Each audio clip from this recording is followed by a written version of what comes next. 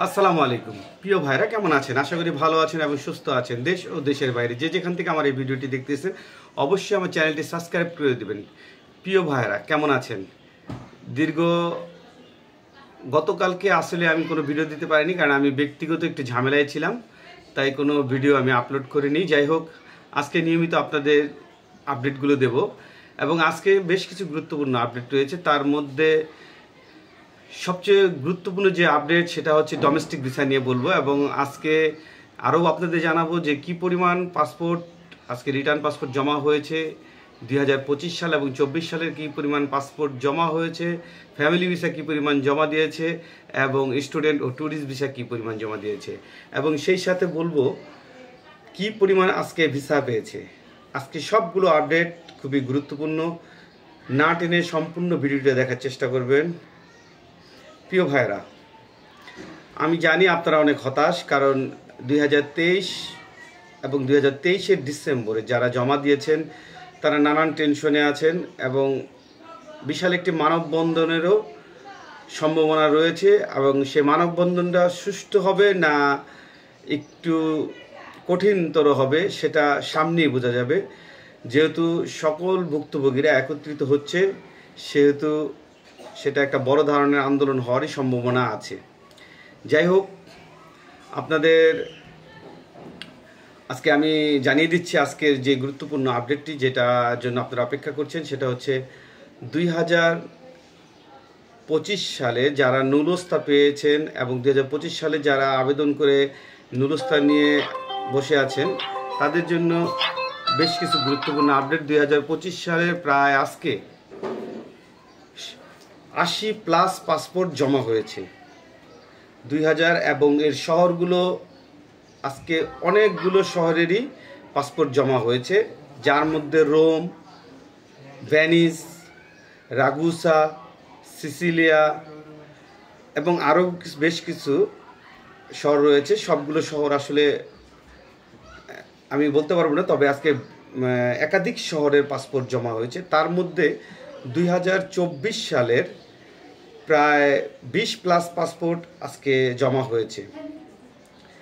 এটা জমার দিক দিয়ে অনেক, এবং আজকে যদি বলি যে কি পরিমাণ ভিসা হয়েছে আপনারা কল্পনা করতে পারবেন না। আজকে 2025 সালের প্রায় 50+ ভিসা হয়েছে, এবং 2024 সালের 7 থেকে 8টি ভিসা হয়েছে। প্রায় যদি বলতে গেলে প্রায় 60+ হবে আজকে ভিসার পরিমাণ।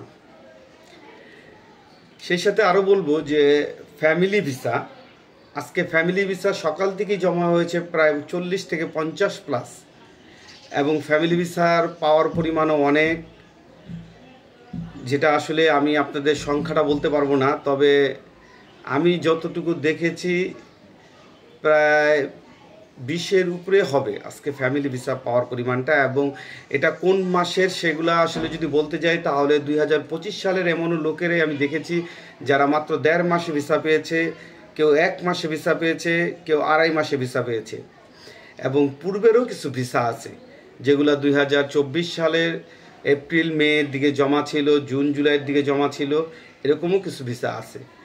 তবে তারাই ভাগ্যবান যারা 2025 সালে এখন জমা দিতেছেন, ম্যাক্সিমাম তাদের ভিসাগুলো দ্রুত হচ্ছে।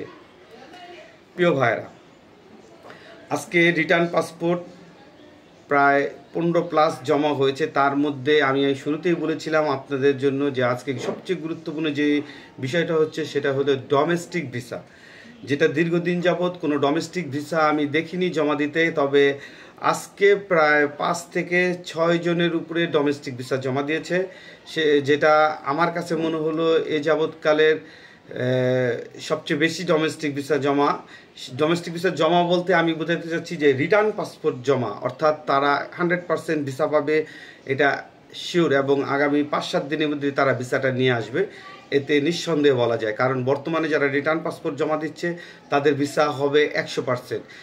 এখন যদি বলি যে 100% তাহলে একটু ভুল হবে, অনেক ক্ষেত্রে এটা 80%, 90% নিয়ে আসতে হয়। কারণ এর মধ্যে আমি আপনাদের 2-3টা ভয়েস শোনাতে পারি, যে ভয়েসগুলো আসলে আপনারা নিজেরাও শুনলে অবাক হয়ে যাবেন। বর্তমানে 2025 সালের অর্থাৎ 24 সালের নুলস্থা পেয়ে জমা দিয়েছে এবং 25 সালে এসে জমা দেওয়ার সময়টা হয়তো 1 থেকে 1.5 মাস হবে, কিন্তু তাদের পাসপোর্টটা অ্যাম্বাসি থেকে কল করে তাদের পাসপোর্টটা উইথড্র দিয়ে নিয়ে যেতে বলছে। আমি আপনাদের ভিডিওটা শোনাচ্ছি, আপনারা একটু দয়া করে শুনুন, তাহলে আপনারা বুঝতে পারবেন। না, লোকজন তেমন নাই ভাই, তবে ফ্যামিলি অনেক। আমি আপনাদের শোনাচ্ছি।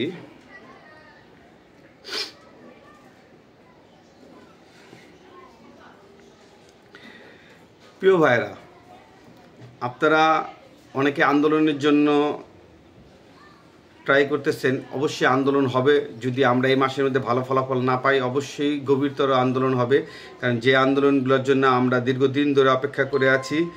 যাই হোক, আমি আগে আপনাদের আমার কাগজ হলো 2024-এর, কিন্তু 22 অক্টোবরের পরে এমবাসি থেকে ঘোষণা দিল না, 22 অক্টোবরের পরে যারা তাকে অ্যাপয়েন্টমেন্ট দিতেছে, পরে আমারটা তো 22 অক্টোবরের পরের কাগজ।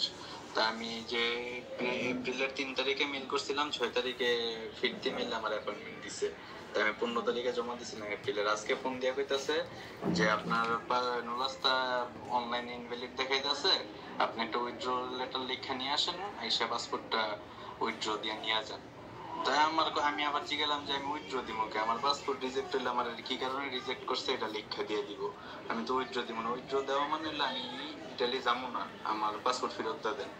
তাই আমি এটা দিব কেন? আমি আবার অনলাইনে চেক দিলাম, অনলাইনে আন্ডার প্রসেসিং দেখাইতেছে, অনলাইনে সন্ধ্যার মধ্যে ঠিক হয়ে যাবে, এখন আপডেট করেনি।